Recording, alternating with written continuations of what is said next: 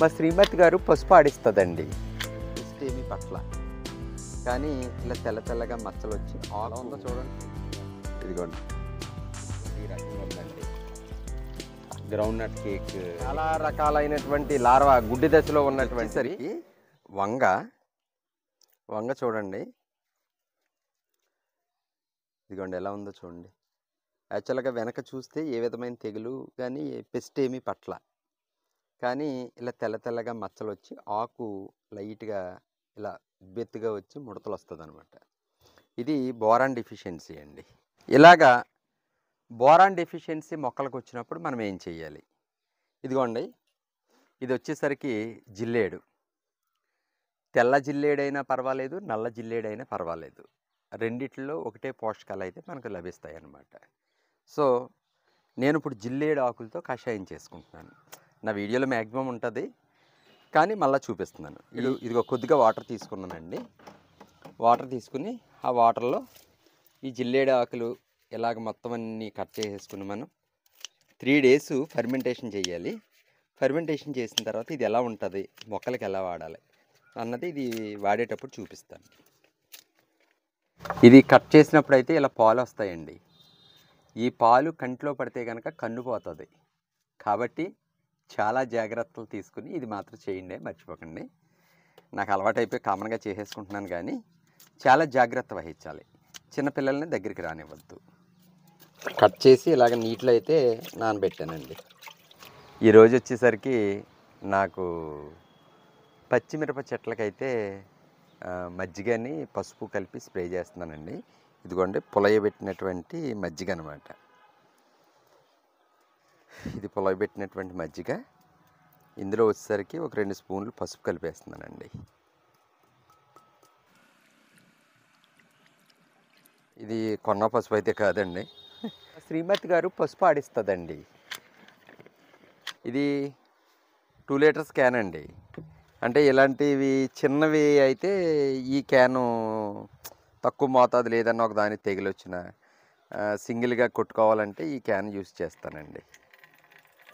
ఈ పండు ఈగలకి ల్యూరోలు రప్పించానండి, ఈవేళ పెట్టాలి. మొత్తం సొరకి పిండి వస్తే పిండి వచ్చినట్టు పిండిని పొడి చేస్తున్నాయండి. అసలు చాలా పిందులు పోయినాయి, ఇప్పుడు పెట్టాలి. ఇది మిరప ముడత మనం కొట్టాను, లైట్గా కవర్ అయింది, మళ్ళీ స్టార్ట్ అయిపోయిందండి. ముడత రాకుండా మనం మ్యాక్సిమం ట్రై చేయాలండి. ఒకసారి వచ్చిందంటే ఏడిపించేస్తుందండి. దీంతో అదే బాధ. జిల్లేడు ఆకుల కషాయం అంటే బోరాన్ అన్నమాట. చూడండి ఎలా ఉందోను.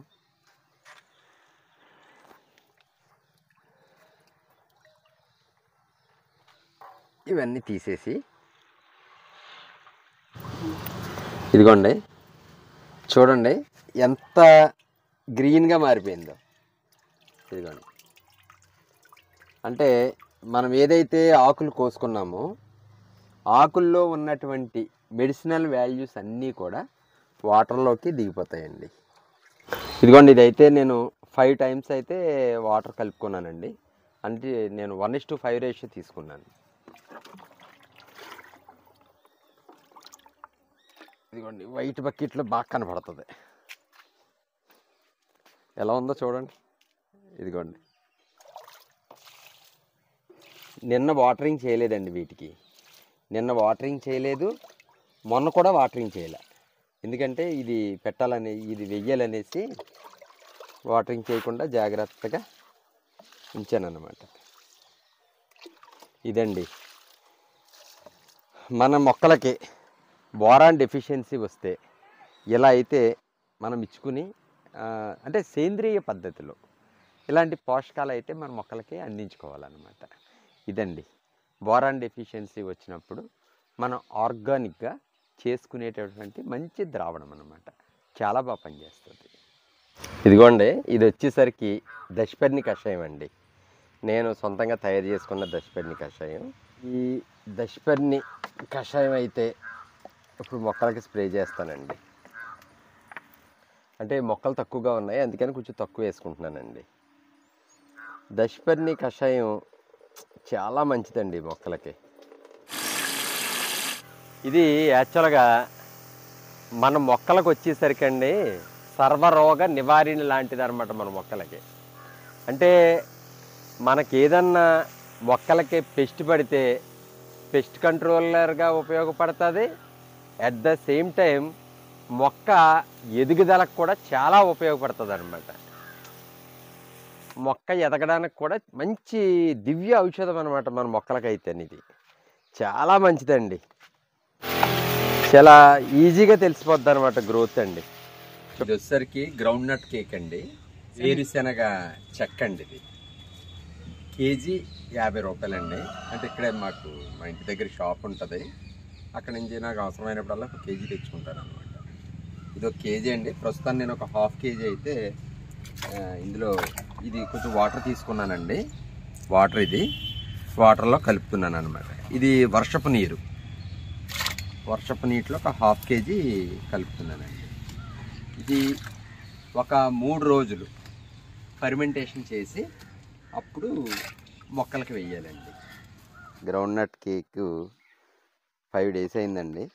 ఇదిగోండి ఇలా ఉంది. ఇది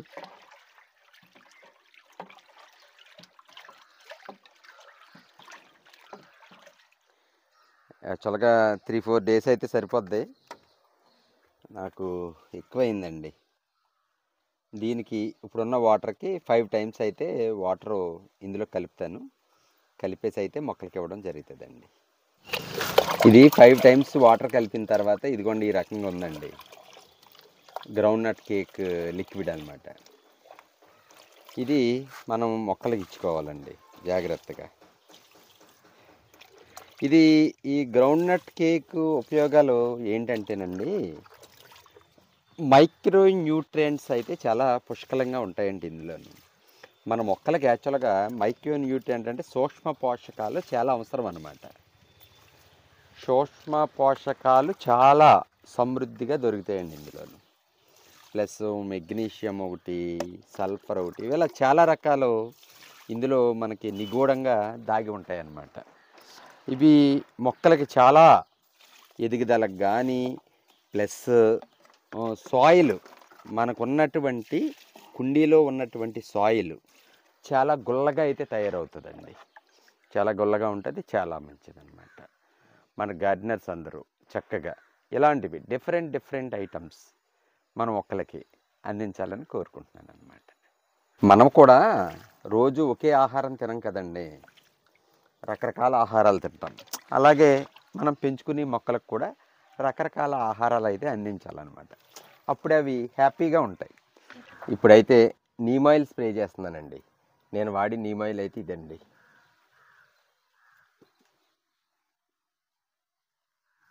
నేను 10 లీటర్ వాటర్కి అయితే కలుపుకుంటున్నానండి. నేను ఒక 20 ml వరకు తీసుకుంటానండి నీమ్ ఆయిల్. మనం షాంపూ వాడుకోవచ్చు, కుంకుడికాయ రసం వాడుకోవచ్చు, ఏదైనా వాడుకోవచ్చు. ఎందుకంటే ఈ వాటర్లో ఇది లేకపోతే ఇది మిక్స్ అవ్వదండి నీమ్ ఆయిల్.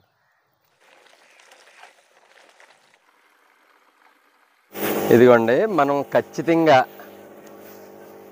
నెలకి ఒకసారైనా నీమ్ ఆయిల్ స్ప్రే చేసుకోవాలండి మొక్కలకి, లేకపోతే పెస్ట్ కంట్రోల్ చేయలేం. ఎందుకంటే చాలా రకాలైనటువంటి లార్వా గుడ్డి దశలో ఉన్నటువంటివి నీమ్ ఆయిల్ చంపేస్తుందండి.